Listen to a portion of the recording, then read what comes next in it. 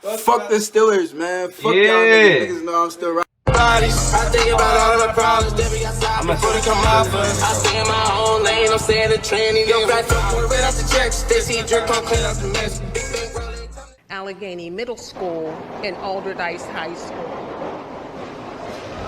Oh, they busting. The organ plays Amazing Grace. A mother clutches her tissue. A child fidgets in the pew.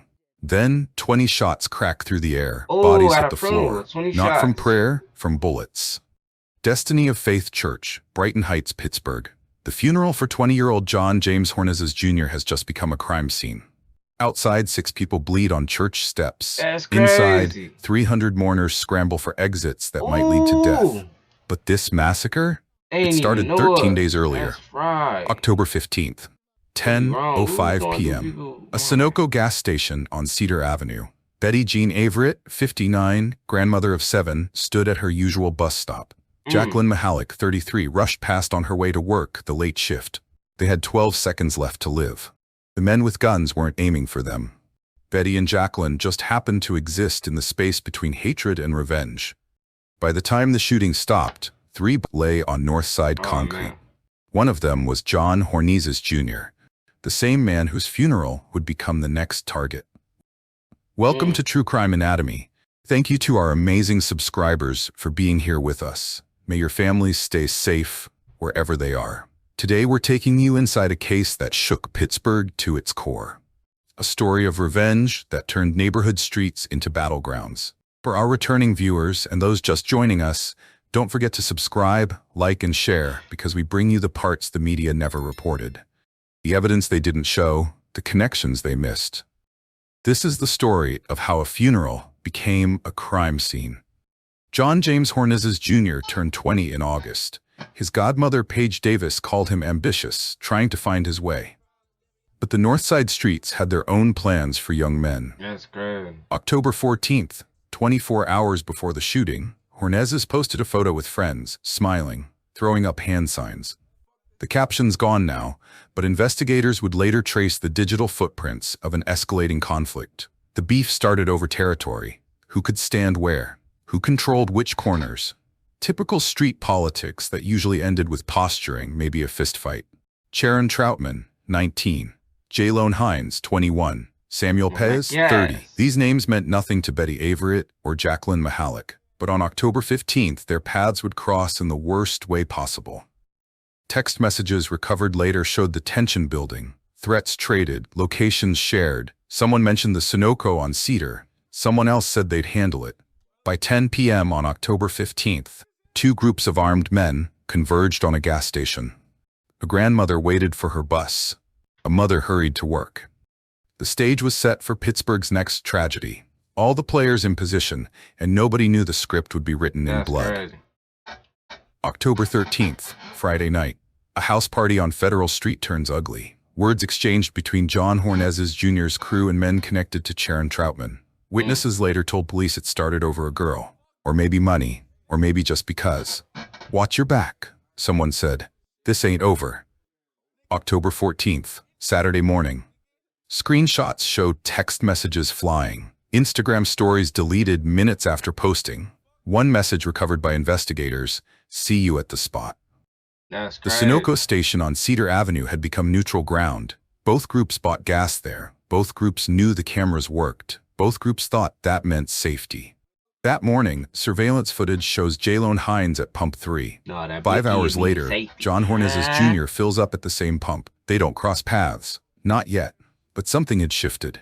The threats weren't just words anymore. Someone posted a photo of a gun. Someone else responded with a location pin. The Sunoco station. By Saturday evening, both sides had made a decision. They'd settle this face-to-face.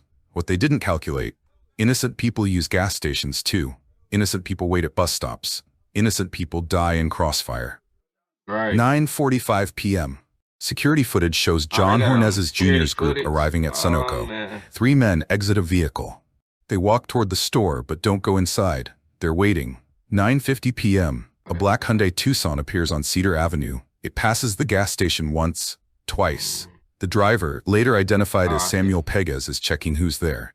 9:55 p.m. Betty Jean Averitt reaches her bus stop. She sets down her purse, checks the posted schedule. The number 54 should arrive at 10:08. She has 13 minutes to wait. She'll never get on that bus. Oh, man. 9:58 p.m. Yeah. Jacqueline Mihalik walks quickly past the Giant Eagle, past the bus shelter. She glances at her phone, running late for her 10:15 shift. She has 17 minutes to live. 10 p.m. The Hyundai returns. This time it stops. Sharon Troutman sits in the passenger seat. In the back, another man investigators haven't named. All three are armed. 10:02. Someone shouts across the gas station lot. The surveillance audio is unclear, but witnesses heard. What's up now? What happens next takes 57 seconds. Hornezes and his two associates stand near the park adjacent to the station. They draw weapons. The men in the Hyundai respond. 23 shell casings will be recovered. Two different calibers, multiple shooters firing from both sides. Betty Averitt doesn't run. Maybe she freezes. Maybe she doesn't understand what's happening until the bullets reach her. Jacqueline Mihalik is caught in the middle, walking between the shooters and their targets. Wrong place, wrong second, wrong everything. 10:03. The shooting stops. The Hyundai speeds north. One of Hornezes' associates stumbles to a white Hyundai Palisade with Florida plates and flees. John Hornezes Jr. lies dying in the parking lot. Oh, man. Betty Averitt has collapsed at the bus stop. Jacqueline Mihalik is on the sidewalk, blood pooling beneath her. The first 911 call comes at 10:05. There's people shot everywhere. Oh my God, they're not moving. Allegheny General Hospital sits 1 block away. The ambulances arrive in under 2 minutes. It won't matter. 3 people are dead. A fourth, Jaylone Hines, has a bullet in his leg but will survive. The war has just begun. And somewhere across Pittsburgh, the men who pulled triggers are already planning their next moves. Because on these streets, every killing demands an answer. Every funeral becomes a target. In 13 days, they'll prove it. Question for you. You're pumping gas when bullets start flying. Do you run and risk becoming a target? Hide and hope they don't see you? Or try to help the wounded and risk your own life? North Side streets have their own definition of unacceptable, and they're already planning their response. October 16th, Sunday morning. Mayor Ed Gainey stands at the corner of Cedar and Stockton. Behind him, blood stains still mark the concrete. I couldn't imagine what that feels like. Gainey says about the victims' families, "We need the entire city to come together to deal with this violence." Right. I know it's tough right now. I know that there's a lot of families and friends who are hurting right now. And I know a lot of them feel like they should do something. So I wanted to do something with you. I want you to call and tell us what you know. I need you to speak up and say something. They shot up the sanctuary today. His words echo across Pittsburgh, but in certain neighborhoods, different conversations are happening. Conversations about revenge, about who needs to pay, about which funeral to target.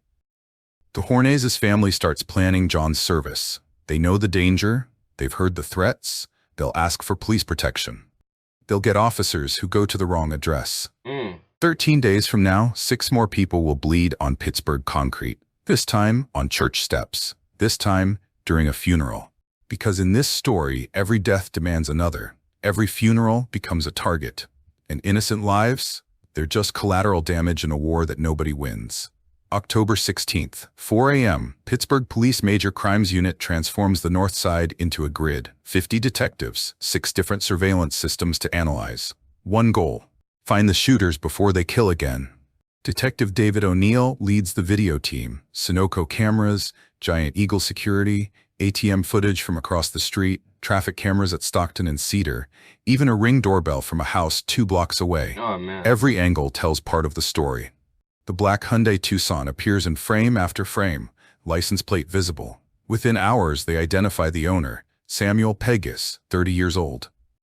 Criminal history includes a 2013 drug manufacturing conviction.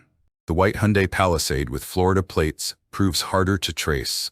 It appears briefly, picks up one of Horney's associates, then vanishes into the night. By noon on October 16th, something unusual happens. The phone tips start coming. Not 1 or 2,